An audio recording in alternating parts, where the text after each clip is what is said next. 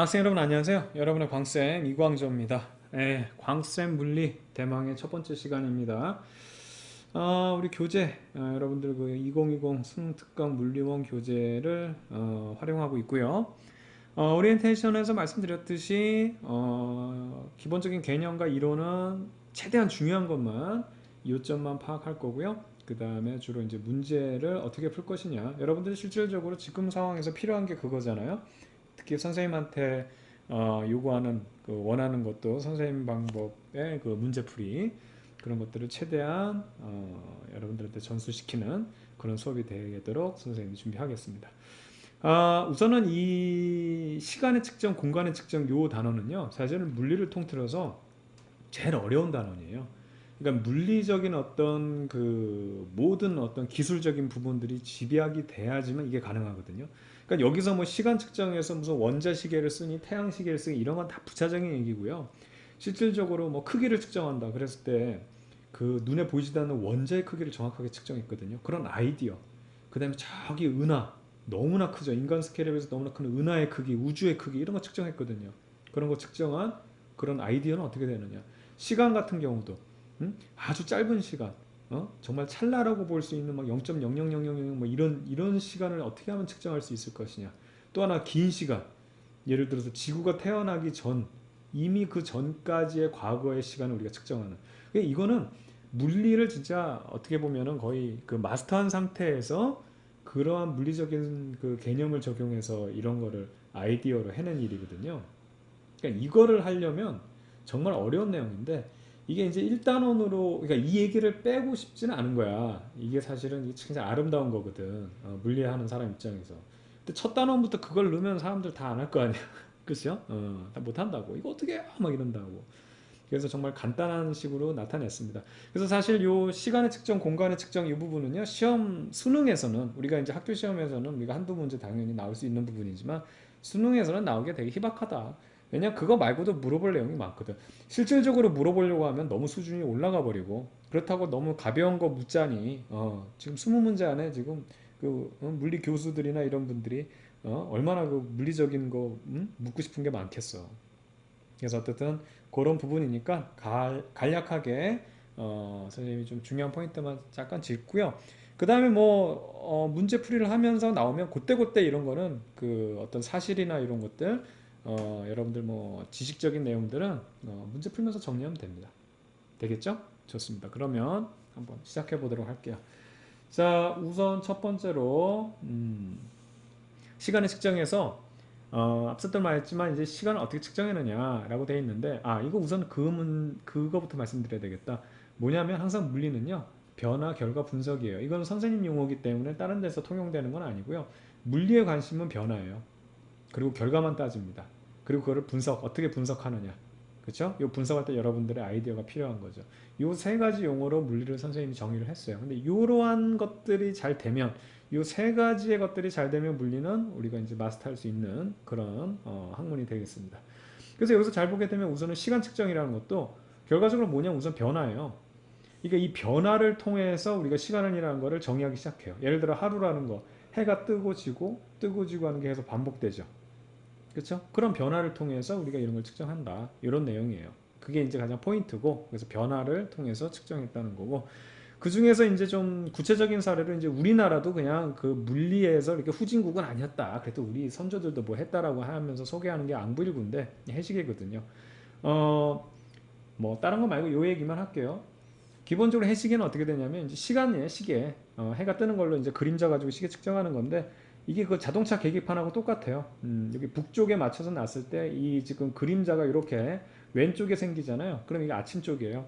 이른 시간이고 부흥해서 이제 뭐 그 속도 계기판 하면 속도가 올라가면 반을 이렇게 올라갈 거 아니에요, 이쪽으로. 그래서 오른쪽으로 이게 처지게 되면 이게 오후 늦게가 되는 겁니다. 밤에는 안 되죠, 해가 지니까.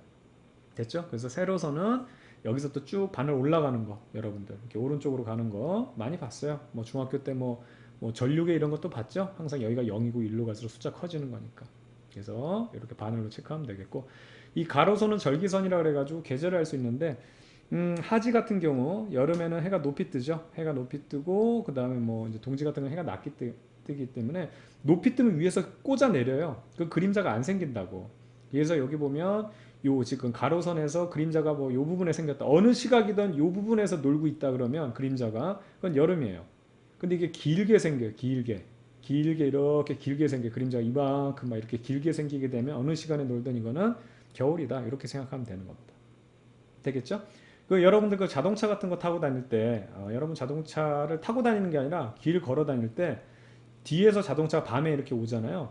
그럼 서치라이트를 이렇게 이게 뭐 헤드라이트를 켜잖아. 그럼 그림자가 이만하게 생겨요. 이게 길게 생기기 때문에 그림자가 길어져. 근데 위에서 조명을 받잖아. 그럼 그림자 안 생겨, 여러분들. 낮에 이렇게 운동장에서 뛰어놓으면 그림자가 안 길다고. 바로 이런 상황. 그걸 우리가 생각하면 되겠어요. 됐죠? 자, 이렇게 정리하고 넘어가고요. 자, 표준 시간대라는 건 날짜 변경선을 기준으로 했다는 것은 날짜 변경선 여기다 세웠어요. 이건 약속이에요. 이거는 왜 그러냐면 이게 지구가 돌잖아. 응? 하루에도 이렇게 계속 돈단 말이야. 그런데 이게 기준이 안 세워지면 날짜를 어느 날짜를 정할 수가 없는 게 이게 무슨 얘기냐면 여러분들 어렸을 때 그런 경험 없어요? 선생님 있는데 귤을 까가지고 귤의 개수를 세는 거야. 귀여웠지? 이광조도 귀여웠어 그때 보면. 귤의 개수가 무한된 거야. 무슨 얘기인지 알죠? 그걸 기준을 안 세고 세다 보면 계속 돌아가면서 계속 센다니까. 그래서 기준을 딱 잡고 난 다음에 세야지 귤이 뭐 10개인지 11개인지 뭐 8개인지 그걸 알 수 있다고. 맞죠? 그래서 기준 세우는 게 요거예요. 중요한 포인트는 이쪽이 서쪽이죠. 이쪽이 서쪽이고 이쪽이 동쪽이라고 했을 때 여기가 서울 여기 동이라고 했을 때 이쪽으로 넘어가면 날짜가 하루가 느립니다. 그리고 이쪽으로 넘어가면 하루가 빨라요. 그래서 느림 빠름의 때 이 어떤 언어적인 차이 때문에 헷갈리는데 여기는 마이너스 1일을 하고 여기는 플러스 1일을 한다. 잘 보세요. 아무것도 아닌데 헷갈린다고. 여기는 그럼 어떻게 되냐면 같은 날짜인데 이쪽으로 자 이쪽에서 지금 예를 들어서 1월 1일이죠. 그럼 이쪽으로 넘어오면 어떻게 되냐면 그냥 여기서 이렇게 넘어오면 이쪽 나라 애들은 1월 2일이야. 이게 지금 여러분 하루가 빠른 겁니다. 지금 서쪽으로 갔을 때가 하루 빠른 거예요. 이게 무슨 얘기인지 알겠어요? 숫자가 크면 빠르다고. 여기는 지금 새해야. 근데 새해 다음 날이라고. 하루가 더 간 거지. 아시겠죠? 그래서 요때 세뱃돈 받고 요로 넘어가게 되면 이제 하루가 지나가는 거고 요때 전날 이제 세뱃돈을 받았다가 요로 넘어가면 다시 세배하면 세뱃돈을 또 받을 수 있는 거야. 그래서 이게 마이너스 1일을 뺀다 플러스 1일을 더한다 이게 말이 헷갈려. 별게 아니고 그냥 왼쪽으로 가면 하루가 더 느리다. 아니 그러니까 저기 빠르다. 빠르다라는 얘기는 어떻게? 그렇죠. 여러분들 숫자가 더 커진다는 거예요. 숫자가 커지면은 날짜가 더 많이 간 거기 때문에 우리가 빠르다라고 얘기하는 겁니다. 그러니까 날짜가 많다 이렇게 표현하면 쉬워. 왜냐하면 1보 여기 봐봐요. 1보다 2니까 얘가 많은 거 여러분 다 아는데 이게 또 우리 용어 이 국어적인 용어가 빠른 느린 이렇게 얘기를 하거든. 여기서는 숫자가 큰 게 날짜가 더 간 거니까 빠르다 이렇게 얘기한다는 거 이렇게 체크하면 되겠습니다. 됐죠? 자, 그 다음에 위치 측정에 대한 얘기를 해보겠는데 우리가 이제 인공위성을 우리가 GPS 위성을 사용해 가지고 측정하는 거 살펴봐요. 그런데 1차원 공간에 어떤 예를 들어 이 어떤 물체가 있다. 그럼 얘를 측정하기 위해서는 최소한 인공위성이 2개가 필요해요. 왜냐하면 인공위성 하나가 자, 여기다 그릴까요? 그림이 잘 나와 있으니까. 요게 이제 위치가 있는데 얘가 하나 측정되면 이걸 믿을 수가 없는 거야. 이 교점이 있어야 되거든. 그래서 또 다른 위성이 하나 와서 걔들이 교점이 딱 만났을 때 여기 있다 이렇게 체크하는 거예요. 그래서 1차원 공간에는 최소 2개가 필요하고요. 그러니까 2개 이상이 되면 더 정확도가 높아지는 거예요. 세 번째까지도 여기 있다 딱 맞춰주면 이거는 뭐 아주 정확도가 높아지는 거기 때문에 그래서 최소 2개가 필요하다는 거고 2차원 평면으로 넘어가면 그러면 최소 3개가 필요해요. 그래서 3차원 공간으로 가게 되면 최소 4개가 필요한데 여기서 우리 이제 교과 내용에서는 최소 3개 이상이 필요하다 얘기한 이유 중에 하나가 뭐냐 원래 4개가 필요해요. 3차원 공간을 우리가 위치를 표현하려면 근데 이제 그렇게 얘기한 이유 중에 하나가 뭐냐면 지구의 특성 때문에 그래요. 그러니까 우리가 지금 기본적으로는 지구에 붙어 있다는 가정에서 하기 때문에 그래. 이 GPS 위성이 우리 인간들 그 뭐 자동차 타고 이런 거 얘기하지 우주 공간에 있는 거 하는 거 아니거든. 그러니까 이 지구 어느 점에는 있다라는 게 하나가 이제 벌써 좌표를 하나 잡아준 그런 위치의 정보를 하나를 준 거가 되기 때문에 어떻든 간에 지구 위에는 있을 거 아니야. 그래서 3개가 필요하다는 겁니다. 아시겠죠? 원래 이 지구도 없으면 하나가 더 필요해요. 인공위성이 하나가 더 필요해서 또 하나의 위치를 잡아줘야 되는 겁니다. 아시겠죠? 이렇게 정리하면 되겠고요. 자, 그 다음에 이제 여기서부터가 조금 더 핵심적인 내용이 되겠습니다. 속도와 가속도 이거 여러분 모르는 사람 없다고. 모르는 사람 없는데 이걸 이제 어떻게 문제를 풀 거냐 이제 이게 이제 핵심이 되겠죠. 이동거리라는 건 여러분 잘 아는 내용 중에 하나입니다. 그래서 기본적으로 양만 따지는 거예요. 많이 갔으면 숫자 크게 쓰는 거고 적게 갔으면 숫자 작게 쓰는 거고 근데 이제 변이 이게 바로 이제 물리적인 내용이죠. 물리적인 냄새가 물씬 풍기는 거, 결과만 따지는 거예요. 위치 변화예요. 위치 변화. 그래서 양뿐만 아니라 조금 더 고급 정보인 방향까지도 포함시키자. 양과 질을 동시에 이제 얘기하는 거죠. 자, 그래서 여기 한번 보게 되면 P에서 출발해서 이렇게 Q까지 이동했다. 이렇게 보면은 총 이동 거리는 20하고 10을 갔으니까 얘는 30m를 간 거예요. 근데 변이를 보게 되면 여기서 그러니까 결과라니까 관찰자가 딱 봤을 때 여기서 출발했네 출발만 보는 거예요. 과정 신경 쓰지 말고 결과만 보는 거예요. P에서 출발해서 Q까지 갔잖아. 딱 이렇게 되는 거예요. 그래서 여기서부터 여기까지밖에 안 갔네 라고 얘기하면서 변이는 10이 되는 겁니다. 그런데 여기서 중요한 게 정보를 하나 더 추가했다고 그랬잖아요. 여러분들이 그림으로 나타내면 변이하면 시작점에서 끝점을 연결하면 된다. 이거는 아는데 이게 계산하는 게 얼마나 멋있는 거냐면 물리에서 부호는요. 플러스 마이너스 우리가 쉽게 말하면 어떤 물리량들의 크기를 나타낼 때 그냥 숫자로 나타낼 때 그 숫자들 간의 관계를 규명하기 위해서 우리가 사칙 연산을 쓰는 거거든요. 근데 이 더하기 빼기는 방향을 나타내요. 그럼 이게 이런 그림이 없어도 해결될 수 있는 게 뭐냐면 잘 보세요. 지금 오른쪽 방향을 플러스로 놓고 예를 들어서 마이너스 나도 관계없어요. 선생님 두 개 다 보여드릴게요. 이건 중요한 거니까. 어려워서 중요한 게 아니라 쉬운데 이런 걸 여러분 개념에서 잡고 넘어가야 돼. 왼쪽은 마이너스로 잡으면 얘가 지금 처음에 이렇게 이동한 걸 어떻게 쓸 수 있냐면 플러스 20으로 간 거예요. 20m 간 거예요. 됐죠? 그 다음에 이쪽은 뭐냐면 마이너스 10m 간 거예요. 그 마이너스 10이라는 거는 빼기 10이라는 얘기가 아니고 서쪽으로 10m 갔다는 얘기예요. 여러분 지금 얘 30m 갔다 그랬죠. 이동 거리. 어떻게 구했어요? 30m 구하는 거. 처음에 20 가고 나중에 10 갔죠. 그렇기 때문에 총 얼마? 30을 간 거죠. 누적이죠.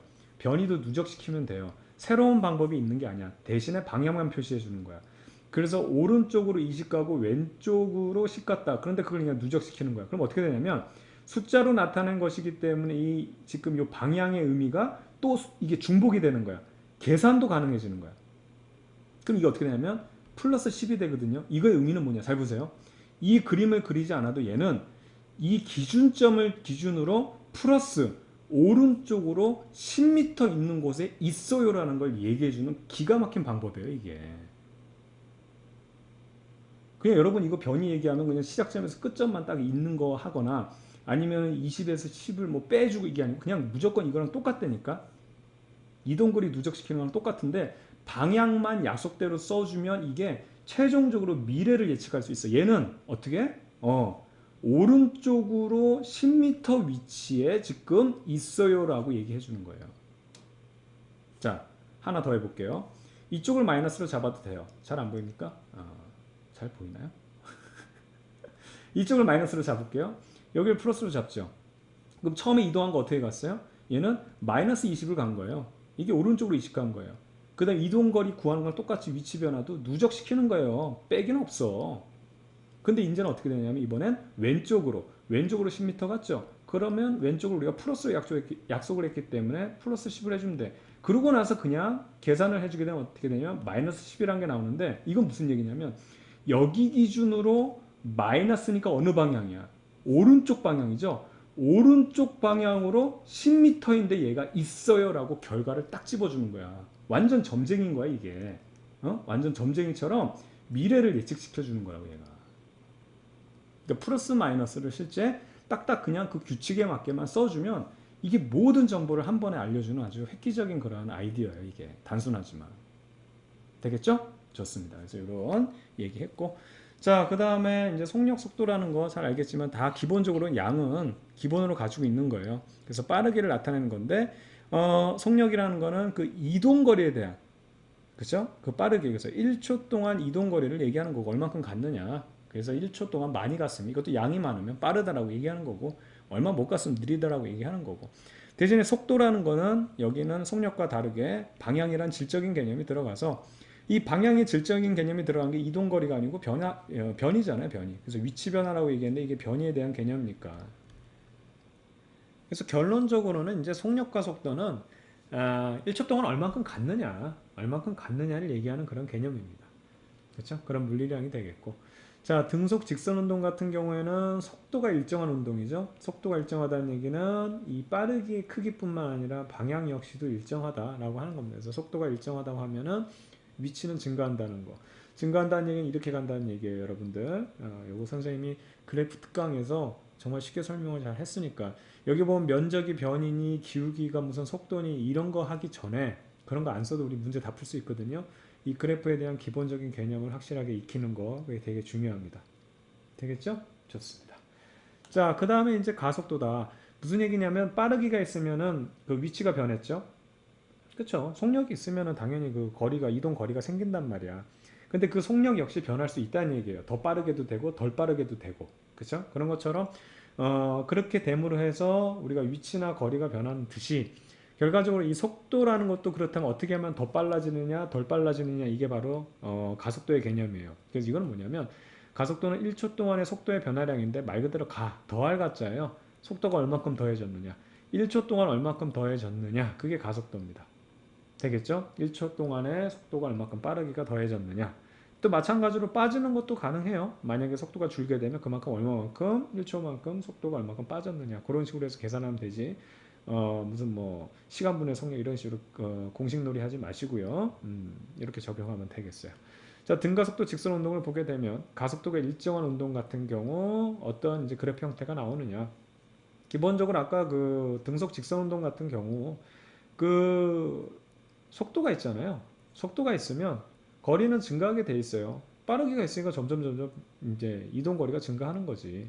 그러니까 만약에 속도가 빨라지면 그 거리는 이동 거리는 혹은 변이는 더 증가하는 거예요. 됐죠? 이런 형태입니다.